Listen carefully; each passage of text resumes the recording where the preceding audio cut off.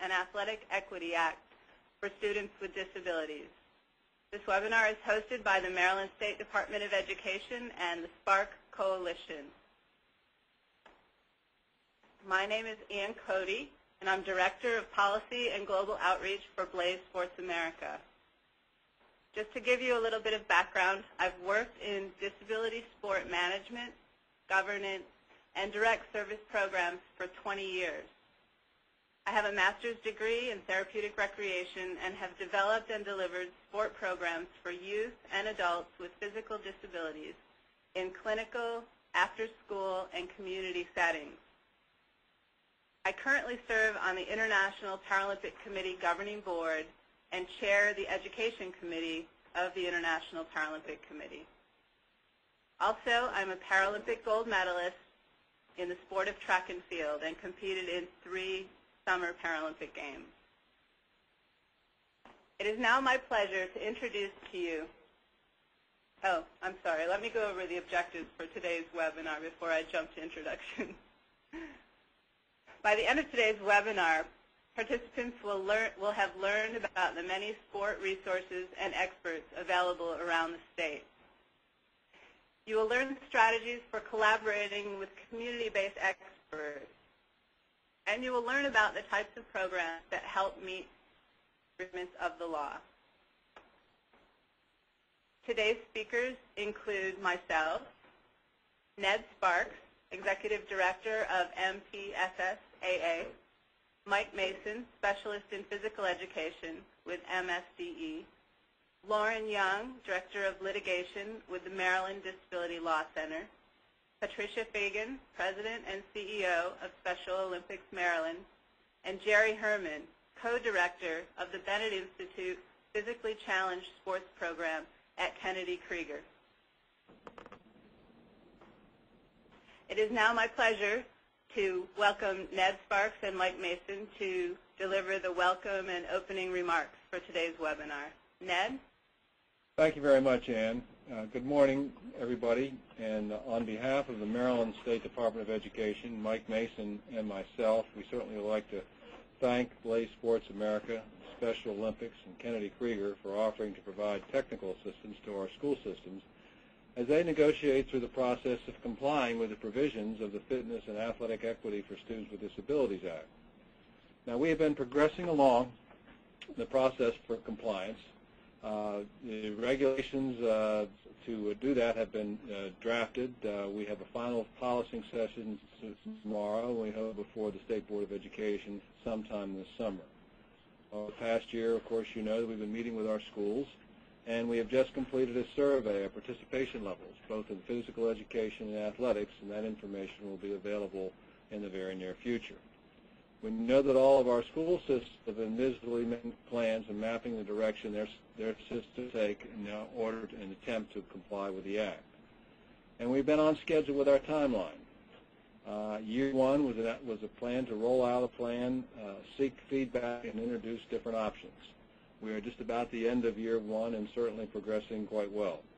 Year 2 is to launch pilot programs and to make adjustments in those programs. And in year 3, hopefully to become fully implemental. We began this journey back in February, and both Mike and I view this session today as an opportunity to reaffirm the process and perhaps help to provide you with some practical resources as you build the plan. Today is really technical assistance. In the MPSSAA, we do sports.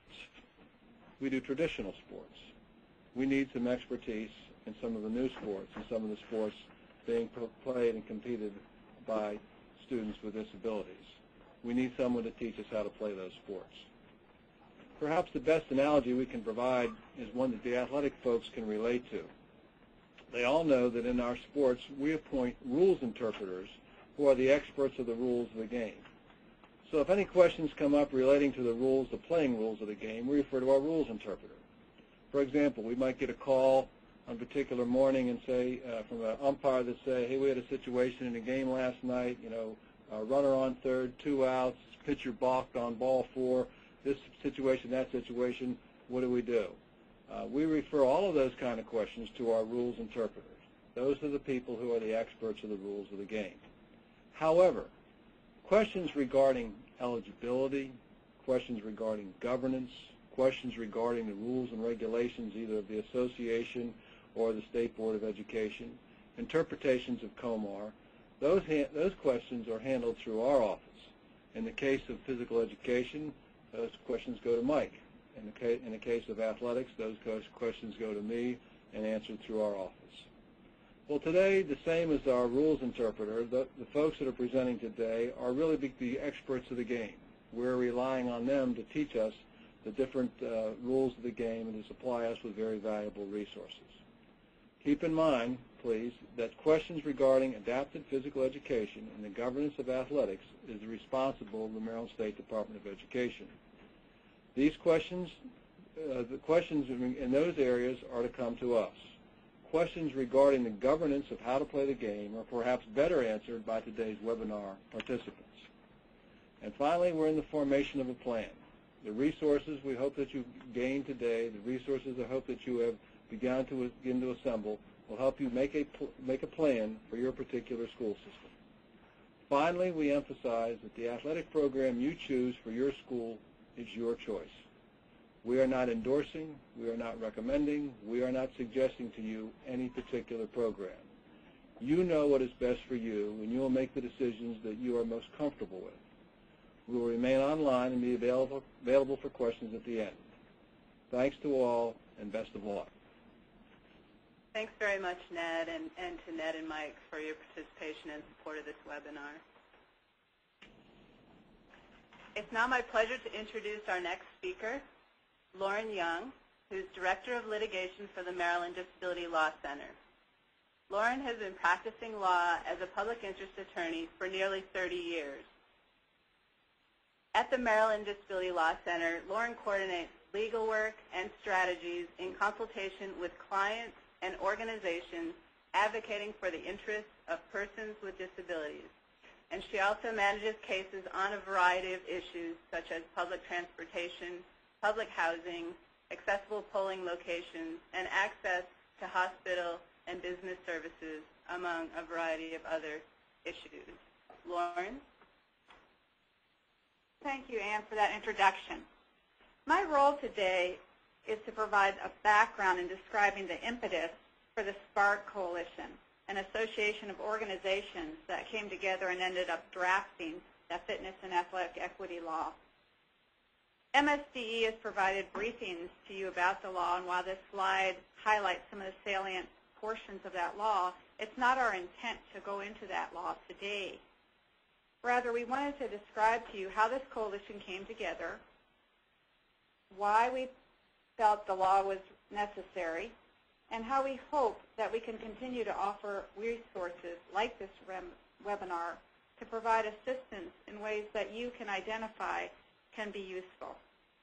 So we hope at the end of the day with the survey, you can take a moment to write to us to tell us how to suggest other ways that this consortium might be of value to you.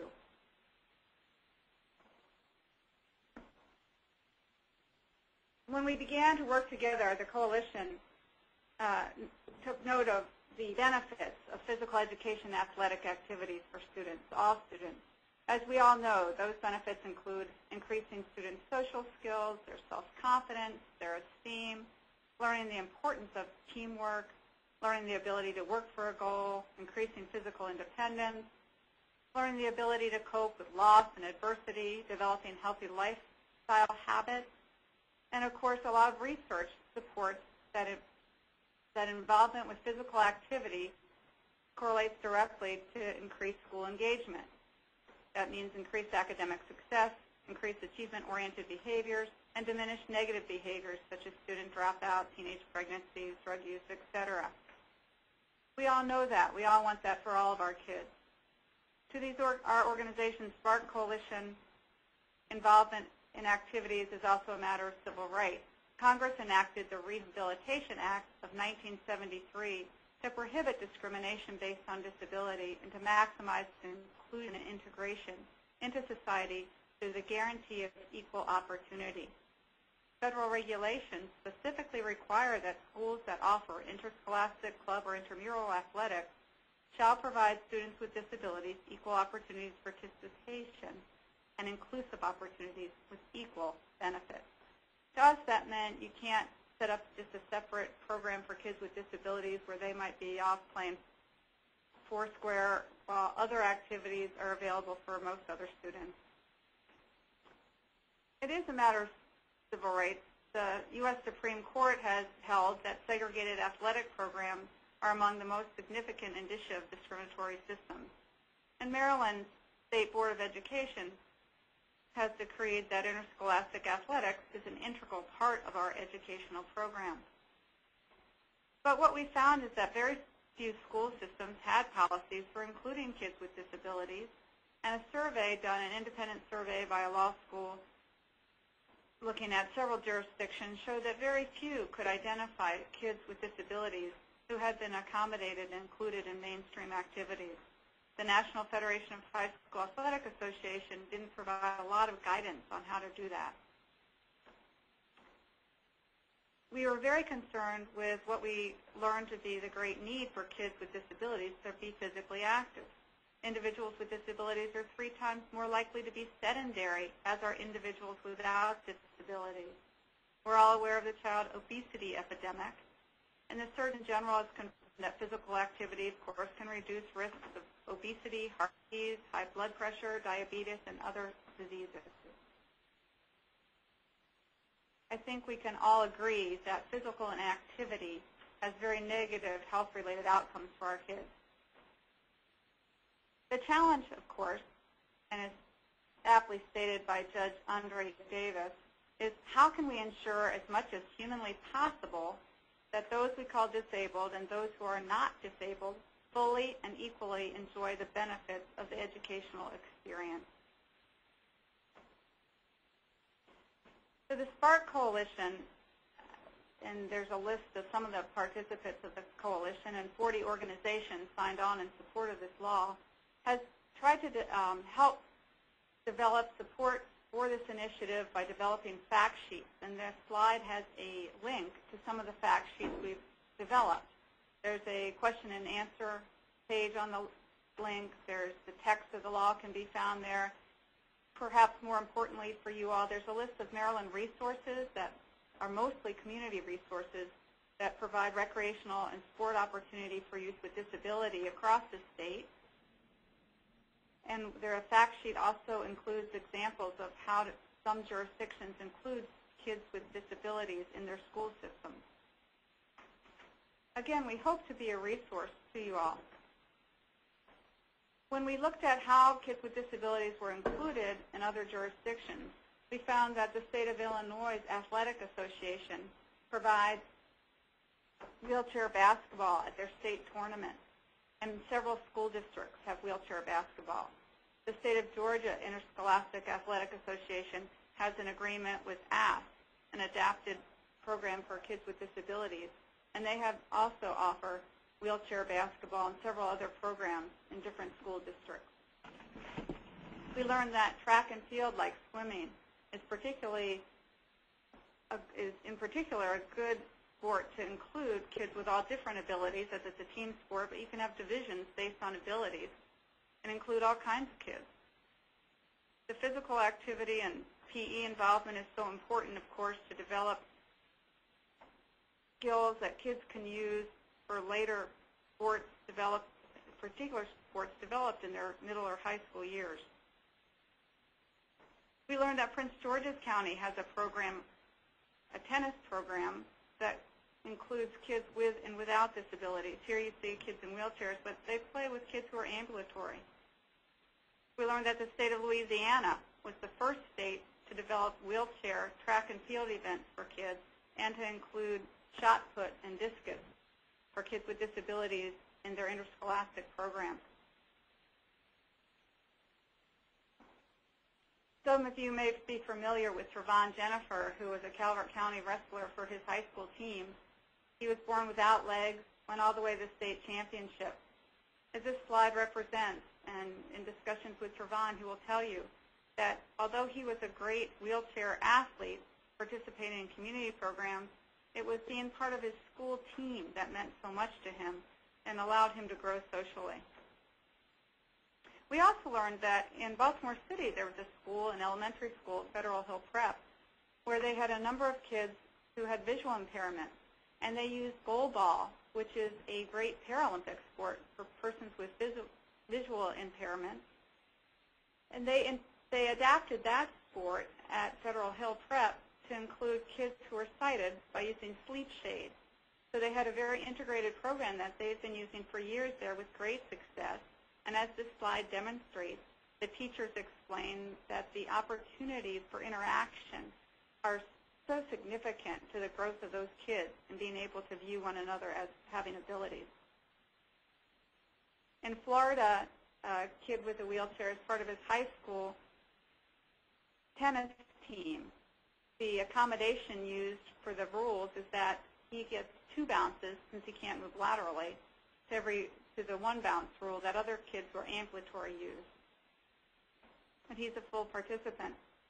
And a nod to Howard County, we note that they've accommodated Brian Perrin, who has autism, but he was part of his high school wrestling team, and this slide is a quote from his mom describing the difference in him since he began wrestling and how he had really changed, become more social, part of a team, friends.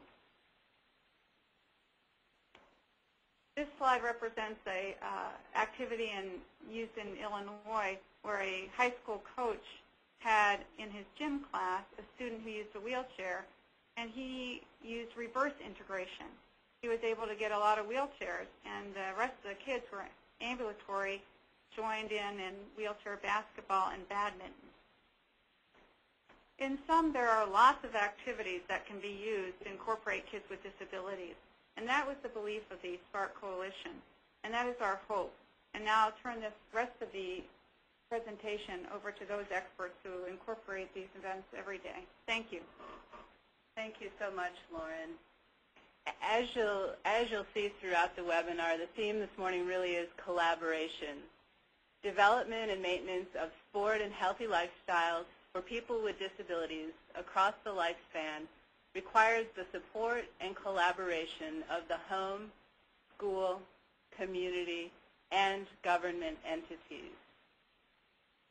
In looking this morning at the really complementary settings and activities that are offered and provided by our schools and also by our community-based programs, there is tremendous, as I said, complementary activity going on. In schools, our students participate in physical education, recess, after-school programs, perhaps intramurals or interscholastic sport, and students with disabilities have community transition as part of their activities.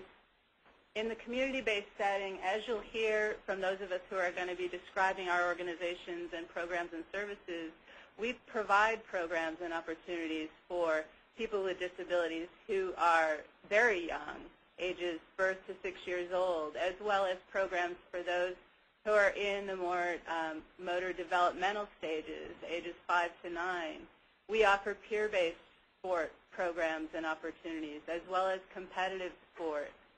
And also a variety of us provide Active for Life programs for those who are at any age on the continuum who want to lead a healthy lifestyle.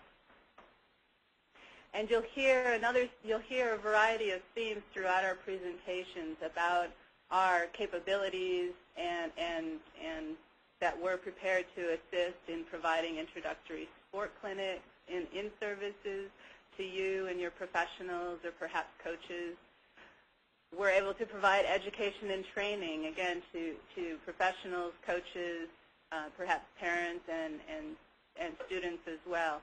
We want to assist you in doing outreach and promotion so that more students with disabilities know about the programs that you're developing and those opportunities in their schools. Ned also mentioned technical assistance, and we're all willing and available to do that. And also another area where collaboration, strategic collaboration can be very beneficial to students with disabilities is the area of transition. It's my pleasure now to introduce the next speaker, Patricia Fegan, who's President and CEO of Special Olympics Maryland. Pat has held this post for 17 years, and prior to leading Special Olympics Maryland, Pat worked in the headquarters office of Special Olympics International in Washington, D.C. She is also a tenured professor in adapted physical education and sport with Adelphi University. Pat is a chapter author of 2 textbooks, Adapted Physical Education and Sport, and the ACSM's Exercise Management for Persons with Chronic Diseases and Disabilities.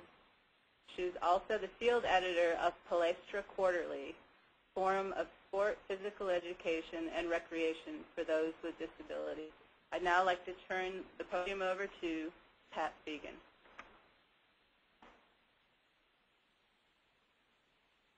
Thank you, Ann, and good morning, everyone. On the slide in front of you, I just wanted to bring you up to date that Special Olympics Maryland and the Maryland Department of Education are in discussions to jointly fund a position that is designed to provide for or arrange for technical assistance to local school systems in compliance with the mandates of the new law. The SPARK Coalition, which you've heard a lot about so far, we have plans for that to become a consortium of experts to assist the local school systems by providing technical assistance, analysis and the help in developing program models, clinics and services, and assistance with outreach and awareness. Now, getting back to my full-time job, Special Olympics Maryland, we'll go over just the facts about Special Olympics Maryland. Special Olympics has been around for about 40 years now.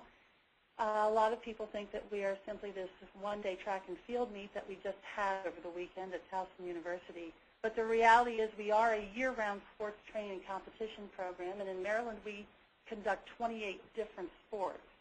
We also have a young athletes program designed to provide lead-up skills and training for youngsters ages 2 to 7. For those who can't participate in the traditional Special Olympics program, we offer a motor activities training program. And we also, for the last 20 years, have been conducting unified sports teams, training them. Unified sports is composed of proportional numbers of individuals with intellectual disabilities, with other types of disabilities, and without disabilities. And finally, we also have the Special Olympics Get Into It curriculum. This is a free curriculum that celebrates the diverse gifts of every student, regardless of his or her ability. Now, Special Olympics, if you look at the eligibility statement, it does say it's for children and adults ages 8 and above with intellectual disabilities and other closely related developmental disorders. We say 8 even though we have the Young Athletes program because athletes cannot compete until the age of 8. And Special Olympics is looked at as a training and competition program. We serve here the entire state of Maryland, and we have programs in all 24 counties. Our resources that are available to anyone and to all of you are coaching guides in every sport, coaching guide in unified sports, in motor activities training program, and in the Young Athletes program. We are one of the few organizations whose coach training program is accredited by NCASE. We are ready and able to provide whatever assistance and materials to help you train your coaches and officials. And we have also been providing financial support for 9 amazing schools around the state to model a unified sports team track and field program. Because we cover the entire state, we are able to provide technical assistance on a local basis. We also host statewide secondary school unified sports championships, as we just did on a very rainy Friday, this past Friday. And we also are able to unified sports teams onto national and world unified sports competitions. just to give you an idea of what some of our sports are, we break them out by seasons of when they are offered for competition. And you can see the diversity of sports on this slide. I gave you the facts, now the passion. Some of us have been around for a long time, and unless you have the passion for sports, for individuals with disabilities, particularly intellectual disabilities, it's tough to keep it up. But we have witnessed and we know that the power of sports is able to unite communities, families, and friends in a spirit of respect, acceptance, and inclusion. Worldwide, we reach millions of children and adults with intellectual disabilities, and which train and compete in one or more of, I think we're actually up to 30 different sports now. By the way, 11,000 of those individuals train and compete here in Maryland at no cost to them. We fund the entire program and don't pass on any cost to the families or the athletes themselves. Many of you may not know, and you should be very proud of this fact actually, that Special Olympics movement got its start here in Maryland. Sarge and Eunice Shriver, during the Kennedy administration, started running backyard summer camps in their home in Rockville, Maryland. And that actually provided the seed of the idea for Special Olympics. The first Special Olympics competition was in 1968 in Chicago at Soldier Field. Since that time, Special Olympics has grown and expanded. Today it's in 160 countries and in every county here in the state. Athletes train together and compete locally. They go on to district competitions that are held throughout Maryland prior to each of 13 statewide competitions held annually. Regional, national, and world games are also conducted, and they all follow the Olympic model. What makes Special Olympics unique is that athletes are grouped by ability, age, and gender in divisions of no more than 8 athletes or teams in a division. Unified Sports is a unique program. We have been doing it, as I said, for about the last 20 years. And just like all other team sports, where athletes come together in a spirit of fun, promoting health, and bringing people together, our Special Olympics Unified Sports teams do all of that as well, and they shatter stereotypes about disability in the process.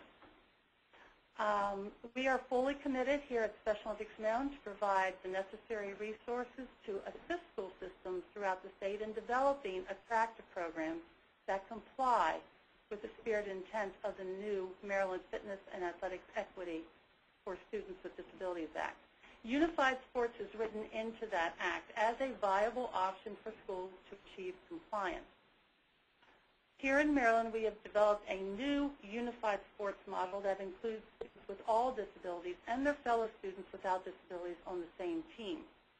And currently, we have, as I said, 9 amazing schools in Maryland who are testing and developing this unified sports track and field program through federally funded Project Unified grants.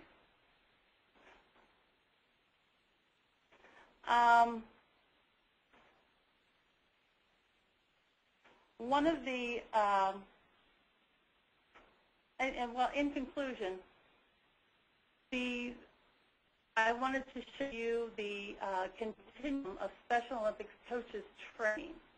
And at the bottom, everyone who comes into Special Olympics to be a coach receives a general orientation, which includes the mission, the history, the philosophy of Special Olympics, a little bit of information on intellectual disabilities, eligibility, and they also receive training in protective behaviors, which help coaches identify potential harmful behaviors that sometimes occur and happen to athletes with intellectual disabilities, and then the process for reporting those behaviors so that they can be ameliorated or stopped. We have 2 tracks. One track is for coaches with sport experience, and one track is for coaches without sport experience, but just an interest in Special Olympics or an interest in this field.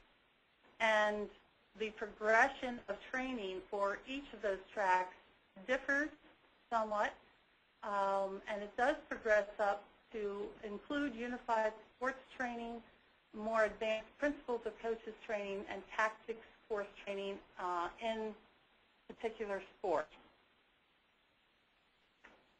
For contact information, you can contact myself or Nate Garland, Vice President of Field Services, and you have our phone number and our website.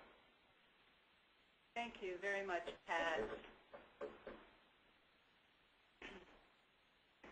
It is now my pleasure to welcome to the podium Jerry Herman, Director of the Bennett Institute Physically Challenged Sports, a program of Kennedy Krieger Institute. Jerry? Thank you, Anne. The Bennett Institute Physically Challenged Sports program was established in 1989, and we've been very active in the grassroots development of sports for physically challenged children and young adults in the United States. To that end, we've been also very active on the national level for the development of archery, wheelchair basketball, swimming, track and field, table tennis, power soccer, and race running, making sure that opportunities exist for the junior athletes. We provide weekly programs for physically challenged children and young adults aged 2 to 21 to participate in recreation, sports, and fitness. We have 3 semesters during the year. We also offer year-round programs. Power soccer, wheelchair basketball, sled hockey have become year-round sports. Swimming is also a year-round sport, and we also offer fitness and table tennis. We do this through a three-tier or 3-level program. Our first level program we call motor development is ages 2 to 7, and what we're trying to do is just expose the athletes and their families to land-based programs and aquatic-based programs.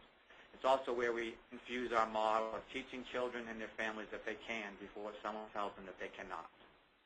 The next level is recreational participation, where the athletes ages 6 and up develop a repertoire of exposure to different sports and skills so they can make future decisions who wish to participate in athletics, where we provide individual and team training and competition on a local, regional, national, and international level.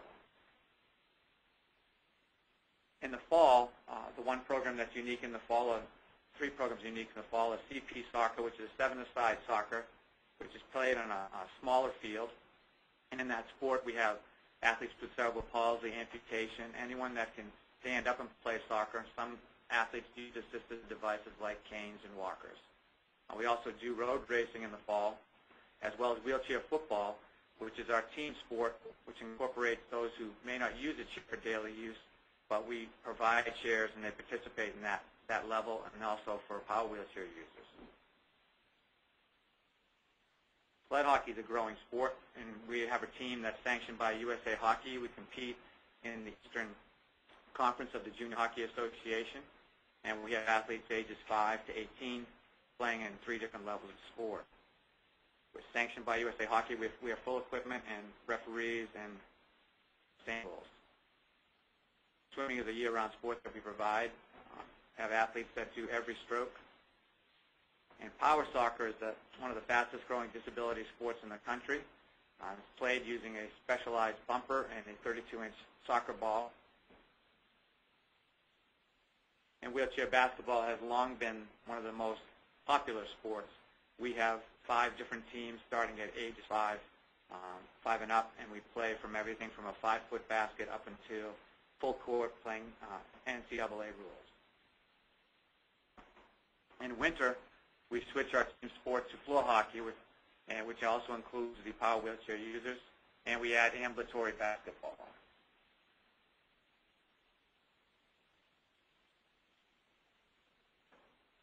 Floor hockey can be integrated again with some athletes that may walk but can sit down and use a chair, as well as integrating our power wheelchair users into the sport. In spring, we add baseball, track and field, cycling, sitting volleyball, and tennis.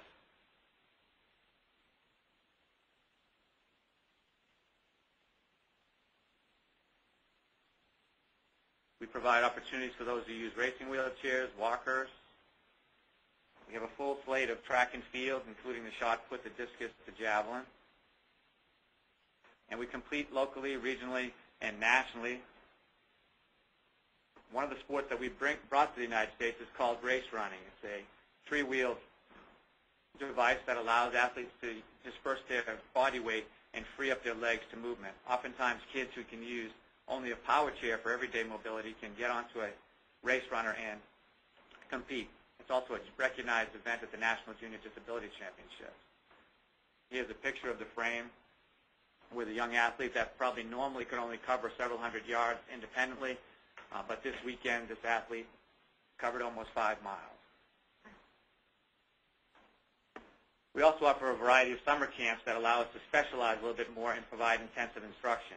We have a specific wheelchair basketball camp, a wheelchair sports camp, a general sports camp, which allows opportunities for stand-up and sit-down athletes. A new camp we're providing is an adventure camp, and we also usually participate in the National Junior Disability Championships, which allows athletes ages 6 to 21 to participate in that. This year that takes place in St. Louis. We have several affiliations, one with the National Wheelchair Basketball Association, Wheelchair Sports USA, Cerebral Palsy International Recreational Sport Association, USA Hockey, United States Power Soccer, United States Power Hockey, and the National Junior Disability Championships. These organizations provide the framework and the rule governance for all the different sports.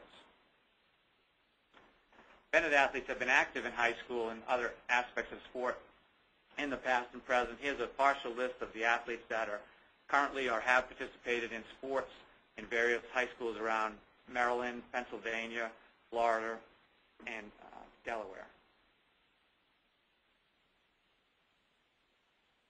We believe our areas of expertise to be fitness for the physically challenged, strength training, technical assistance, including classification, sport-specific clinics and instruction, and team and individual sports.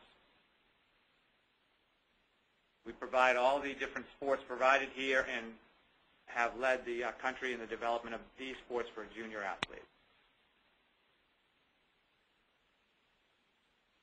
There are also many non-stream disabled sports and specific events that can be integrated into your curriculum that provide a continuum for participants, particularly those who have conditions that preclude their participation in mainstream sports. One group of athletes are classified as Class 1. These are usually your athletes who use power wheelchairs, and specific sports and events have been created for competitions that span the globe. These are the high toss, precision toss, distance throw, which are weighted beanbag events, bocce using ramps, a 60-meter weave, which is a track event for power wheelchair users that incorporates negotiation of cones versus just having whoever has the fastest chair, and of course power soccer and power hockey. Also, power wheelchair users and others can be integrated into team handball or wheelchair soccer, floor hockey, polybat, which is an adapted version of table tennis, which is played on the table without a net. Light balsa weight paddles are used, and side guards keep the ball from leaving the table. Here's a slide of some athletes using a ramp to participate in bocce.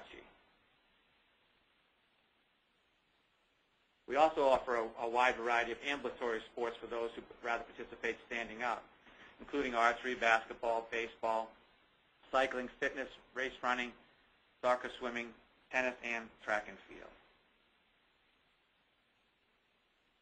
We're able to provide clinics in all of these sports: archery, wheelchair basketball, power soccer, 7-a-side soccer, table tennis, sitting volleyball, power hockey, track and field, and race running. We host a variety of events and clinics throughout the year, including clinics in archery and power soccer tournament. We have the longest-running wheelchair basketball tournament on the East Coast, which is in our 19th year. 7-a-side soccer, swim meet, table tennis meet, track and field, and a triathlon. In the sport of wheelchair basketball, an excellent resource for the development of individual and team skills is available through the University of Illinois, which you can reach on this website. We also have had great success for our athletes moving on to Paralympic level sports as well as college level sports. There are currently approximately 12 men's programs in wheelchair basketball, and a growing number up to 6 women's wheelchair basketball programs in the United States, and many of them offer scholarship opportunities for athletes. Also, several other athletes have gone on to participate in track at universities such as Penn State and Virginia Commonwealth. Thank you very much, Jerry, for that great information. I'm now going to talk to you about BlazeSports America, give you a little bit of information about our organization, the resources and capabilities that we have available to you. Our organization is made up of a national network of 62 clubs across 29 states and the District of Columbia. BlazeSports clubs in total serve over 50,000 participants with disabilities annually through 324 sport teams. Certain physical activity programs in the BlazeSports clubs are run by community park districts, rehabilitation hospitals, and local nonprofit organizations. BlazeSports also partners with the U.S. Olympic Committee Paralympics Division to provide technical assistance and training to Paralympic sport clubs, local community-based professionals running adaptive sports programs nationwide. The BlazeSports staff has expertise in adapted physical education, therapeutic recreation, exercise science, nutrition, and social work. We work with youth and adults with physical disabilities who are wheelchair users, amputees, visually impaired, and people with mobility impairments such as cerebral palsy, brain injury, spina bifida, muscular dystrophy, and other types of physical disabilities. We provide recreational and competition opportunities in a variety of team and individual sports, and we focus primarily on Paralympic sports. The list you see here is the list of sports that are most widely practiced among our organization and clubs, including swimming, track and field, basketball, wheelchair handball, wheelchair rugby, wheelchair tennis, ice sledge hockey, cycling, bocce, power soccer, and other Paralympic sports. BlazeSports America is the USA member to the Cerebral Palsy International Sport and Recreation Association. We're responsible for the development and promotion of sport as well as sport rules for athletes with cerebral palsy, traumatic brain injury, and stroke. This slide shows you some examples of the sport program offerings I've just mentioned. Team and individual sports, both recreational opportunities, training and development and competition opportunities. We also provide inclusive sport programming. The sport of tennis is a great sport to do that in. 2 times a year we run a doubles tennis tournament. That's a one-up, one-down format, meaning that an athlete who uses a wheelchair and an athlete who is ambulatory play doubles partners against a like set of doubles partners. And we also provide clinics so that athletes who are ambulatory and wheelchair users can develop the sport skills in tennis that they can take back to their families and communities and use independently. And we also offer a variety of clinics that train athletes in how to develop and enhance the skills they have to be more successful in participating in their sport of choice, as well as clinics to train coaches and parents and professionals on this variety of sports. Our BlazeSports for All program model mirrors what's been communicated already, in that we focus on athletes and participants with physical disabilities across the age continuum, starting at birth. And we use the Canadian long-term athlete development model in particular to help us guide the appropriate movement and activities for participants and athletes with disabilities. And this is a great model. I've included a web link to the site because this model also includes a specific section on athletes with disabilities. This is our school program model that we've developed to identify the strategies that help lead to the successful outcomes that we're all seeking for students with and without disabilities: improved health and quality of life, more inclusive schools and communities, higher post-secondary education attainment, increased rates of employment, and a more vibrant Paralympic movement in the United States. Those are our long-term objectives, and we've set out strategies such as making sure that we provide skill development and physical activity and movement for people with disabilities, as I mentioned, of all ages, starting at birth, as well as working with professionals, both professionals who work in schools, and we do the same thing. We do a similar model with community-based professionals, but making sure that you have the resources and training available to deliver these program opportunities to students with disabilities. Our education, training, and technical assistance services include hands-on workshops and clinics, sport-specific coaches training, monthly webinars. We do webinars such as this one on a variety of topics that are of interest to community-based professionals providing sports and recreation for people with physical disabilities. And we will make those archived webinars available to you so that you can search and look for more information on topics that have already been covered, such as planning for a wheelchair basketball season, the sport of bocce, working with athletes with cerebral palsy, and a variety of other topics. We also have coaches' manuals available in a number of sports, as well as a toolkit that includes videos on coaches' education and training in a variety of sports. Our BlazeSports Annual National Conference is in its 10th year this year. It will be held September 10th through the 12th in Atlanta, Georgia at Kennesaw State University, and we provide a variety of both hands-on workshops where professionals can come and learn how to start a sport program and all of the information they need to coach and develop that sport and their athletes, as well as classroom sessions on topics that are useful to professionals working in this area. And we also currently provide on-demand technical assistance for BlazeSports clubs and Paralympic sports clubs by phone and email, and would certainly welcome calls and emails from you all. We're happy to help you locate information, share information that would be useful to you. These are some slides depicting our national conference, as well as one-on-one skills development work at our clinics. So we would be happy to provide guidance on developing sport programs for students with physical disabilities, provide assistance with training for coaches, officials, and other technical assistance I mentioned, and make our resource materials available to you.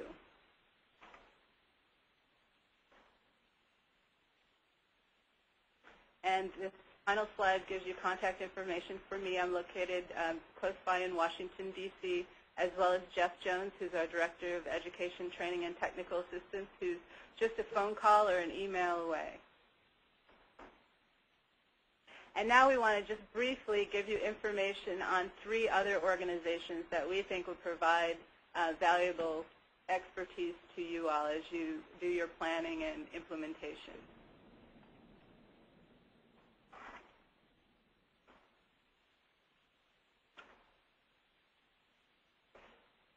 So the first that we want to go over and introduce you to is the Prince George's Tennis and Education Foundation. This is a relatively new organization, but very dynamic. They do provide year-round tennis instruction and conduct play sessions for individuals who are interested in tennis. And they demonstrate ways to include students primarily with physical disabilities and primarily wheelchair users in tennis. They serve youth ages 5 to 18 who are both ambulatory and non-ambulatory.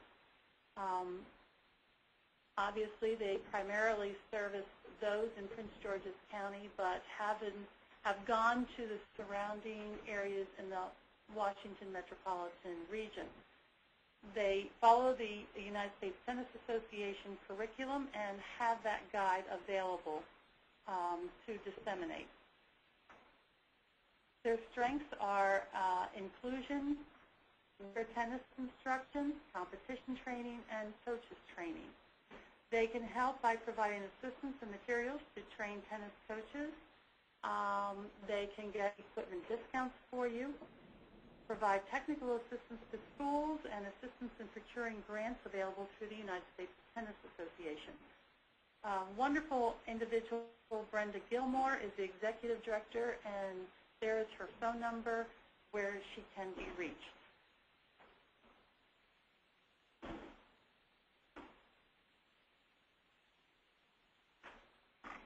Disabled Sports USA is a national nonprofit organization established in the 1960s by and for disabled Vietnam veterans.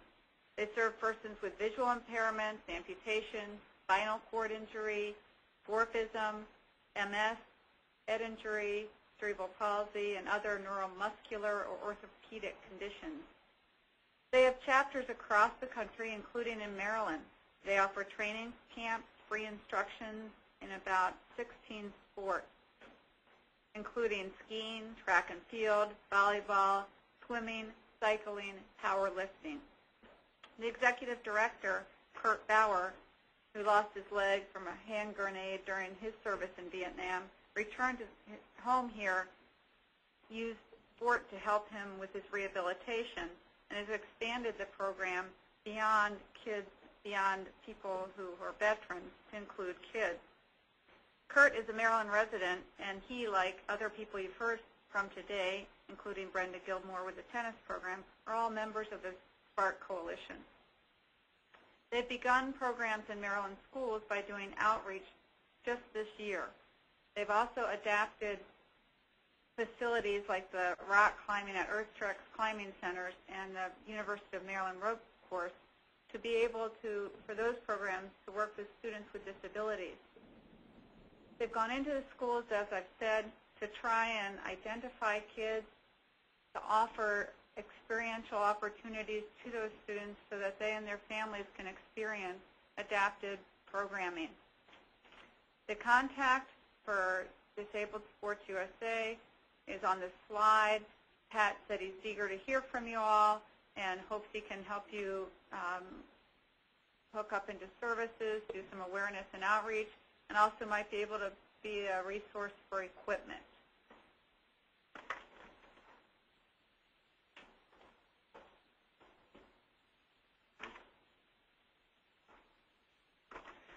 Another organization that is available to help provide sports and recreational opportunities is the Baltimore Adaptive Recreation Sports Program. It's a volunteer nonprofit organization that provides year-round programs for individual disabilities, both physical and cognitive. Programs are open to family members and friends, and programs are available from people across the state of Maryland and beyond. They include water skiing, canoeing, kayaking, camping, wheelchair tennis, rock climbing, sailing, cycling, hand cycling, skeet shooting, whitewater rafting. In addition, B.A.R.S operates an adaptive snow skiing program out of Ski Round Top throughout the winter and offers a 3-day ski clinic called Ski Bash. No prior experience is required to participate in any of their programs, and modifications are made on an individual basis. All the adaptive equipment necessary to participate in B.A.R.S program is provided. B.A.R.S staff is also available to do disability awareness program, provide leisure education and training in various programs offered, and consult on an individual basis. The executive director of B.A.R.S is Pam Lenhart, and she can be reached at pamforbars@aol.com. Thank you very much, Jerry, and we'll make sure that that slide and contact information for Pam Lenhart is available on the final PDF handout that will be sent to you all. Well, hopefully you've sensed the spirit of collaboration that we all feel around the table here this morning, and we'll take advantage of our offers to provide assistance to all of you in the areas that we've outlined and discussed. And we look forward to more coordination with this possible liaison position that is being created that Pat Fagan talked about earlier. And certainly we want to be in consultation with you and provide you with whatever information, expertise, and resources will be most beneficial to you all. Oh, well, there's the slide. There's the slide for B.A.R.S that was just presented to you, so you have the contact information for that organization as well. Well, hopefully today, before we get to question and answer, hopefully we have met the objectives that we set out for this webinar. And at this time, what I would like to do is ask Jeff Jones to come on the line and refer any questions to us so that we're able to respond. Yes, Ann, we have had some great questions, so I'm going to go through them from the very beginning and address them one at a time. Great. We have heard different dates for implementation, July 1, 2010, July 1, 2011. Great. I'm going to let Ned or Mike take that question. Well, our understanding is that the law, there was 3 years from the time the law was signed, which was a year ago this summer. So we're talking about, we're 1 year finished, we're in 2009, 2 years would be 2010, and 3 years hope to be fully operational by 2011. Great. Thank you very much for that. Next question. Okay. I hope the presentation will be sure to address all disabilities and not limited to physical disabilities. The autistic community is very concerned about how this law will impact students with autism.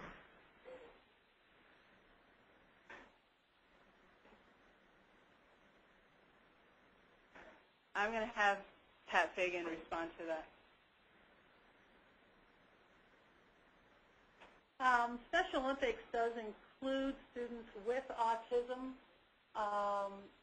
in their eligibility statement, and we were just getting an overview of what resources are available in the community. It's virtually impossible to address every different type of disability in 1 hour like that, but for all the different physical disabilities, sensory disabilities, intellectual disabilities, I think if anything, what we probably didn't touch on were behavioral and emotional disabilities in any specific way. But that, for more in-depth information, I think you need to contact a resource, either one of us or additional resources in the community. Thank you, Pat. Oh, Lauren also wants to add something to that. On the resource list that will be available, it's available online, and if people fill out their surveys and ask that it be sent to them, it'll be provided. I believe there's one resource that's Keen, Kids Enjoy Exercise Now, that was begun for students with autism. And that's one organization you may want to contact. I know for sure that there are some students and families that participate with Keen whose kids have some form of autism or on that spectrum of autism, and participate through that program. Thank you very much. Next question. Okay, this is a two-part. He sent it in 2 separate sections, so bear with me here. There are differing views as to whether or not intramural options for interscholastic athletics will actually comply with the law. Intramurals does not provide the sameness that an allied program provides. Interscholastic means competition between schools, not within schools. And then continue with the same thought regarding intramural versus interscholastic sports. Do they have to be the same contracted officials, student officials, MPSSAA certified officials, transportation, travel opportunities, quality of equipment, certification, training, competition of coaches, quality of uniforms, eligibility requirements, and access to facilities?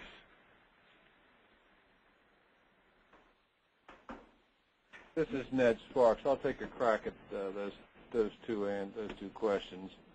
Can you hear me? Yes, thank you, Ned. Okay. Understand the first part of the question between interscholastic and intramurals. We're simply referring to the language in the law. And in the law, it says mainstream athletic program means intramural or interscholastic athletic activities are developed and offered to students in accordance with their criteria established by the state board, being the State Board of Education. So the definition in the law is intramural or interscholastic, and so we're not going to argue with that. We'll simply follow what the directions are with the law. The second issue dealing with intramural and interscholastic was really the reason for the adoption of a stronger intramural program, in that our intramural program, our interscholastic programs in many cases are very restrictive. There's a restriction on the age, there is a restriction on the number of years a student can participate, there's a restriction on academic eligibility and so forth, and there's probably a good possibility that different students would come up against those restrictions and not necessarily be eligible to participate. So in accordance with what the law said regarding intramurals, an intramural model, one that is less restrictive, one that has less rules and eligibility criteria and so forth, one that is open to interpretation more by the local school system than by state regulations, might be a better way to address that. Also, it was thought that those students would be able to participate for as long as they were in school. Some students might be with you for 21 to 21 years old and things like that, and as long as they were a student, they could participate.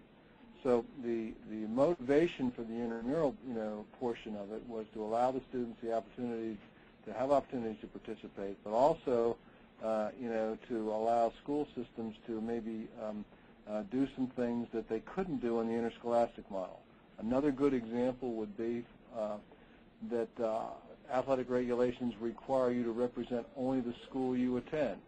Well, the opportunity to maybe take 2 or 3 or 4 or 5 students from different schools, put them together to form maybe a wheelchair basketball team or to form some other kind of team, wouldn't be possible under the interscholastic model because it would run afoul of the COMAR regulations. The intramural process would allow that to happen, allow schools to be a little bit more creative and do some of those things. So intramural is a more open-ended, and it's just simply taking things out of the realm of the interscholastic program, which Baltimore County has been doing with their allied program, and other school systems we understand are going to be following the same, but other people want more flexibility to be able maybe to combine students from different schools and to allow students that maybe might not meet normal eligibility criteria the ability to participate.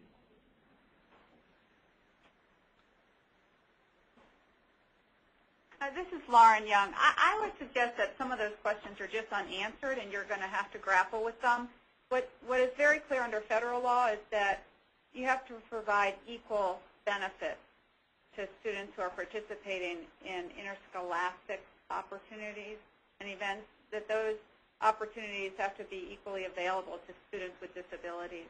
And I think what we're trying to do today is suggest ways that that could be accomplished. Thank you very much. Jeff, are there other questions? Yeah, a couple more. What about a situation in a school where you have only one student with a disability who wanted to play on an interscholastic team, tried out, but did not make the team?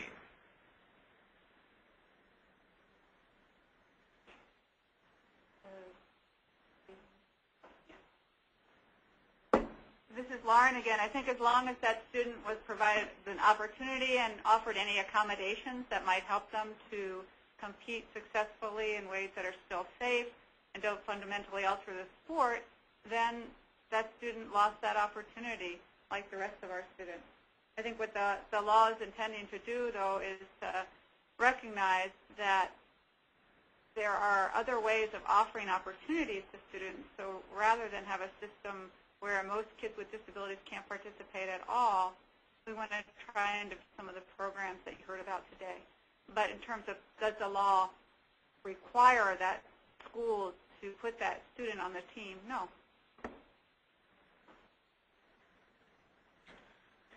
Next question. Okay, hang on. Unified Sports qualifies a program that meets the legal requirement of law. Is Special Olympics written into the law as for meeting the requirements? How about other programs like Mid-Shore Challengers? And if they do not, what must they do to meet the statute so we can partner with these organizations? This is Pat Fagan. Special Olympics is not written into the law. Unified Sports is in the law as a viable option for meeting the requirements of the law. And what we've just finished is the first year of developing a model unified sports program. You may remember me mention it in 9 schools.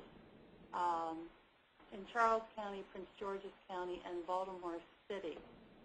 And what that program, that model program did was bring together on the same track and field team students without disabilities, students with intellectual disabilities, as well as students with other types of disabilities. And they competed as a team, not as individuals, getting individual medals as is in traditional Special Olympics. They competed as a team. They won as a team. At McDonough High School, when they held their end-of-the-year sports awards, their unified track field team was there getting their awards as well. And that's the model that we're trying to develop, tweak unified sports somewhat, traditional uniforms somewhat, and for this model to help fly with the law. Hope that answers your question. How many other questions do we have? I'm cognizant of the time. So. Just one more. Okay, great. Well, let's go ahead and have you ask that question, and we'll answer it, and then we'll. How does the state plan to address the implementation of the law as it pertains to students that are in non-public placements, particularly those that may be capable of legitimately making an interscholastic sports team?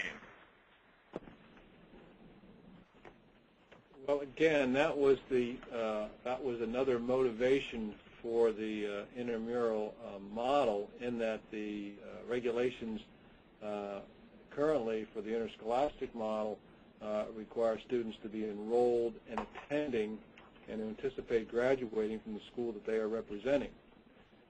The intramural model would provide a more flexible, more open-ended ability for school systems to include those students in a less traditional setting.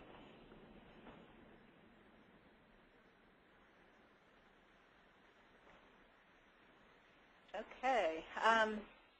I think, well, we can talk about that offline, because it just seems like there's some reasonable accommodation things that are coming up that may be able to be addressed, but I don't want to get into that on this call.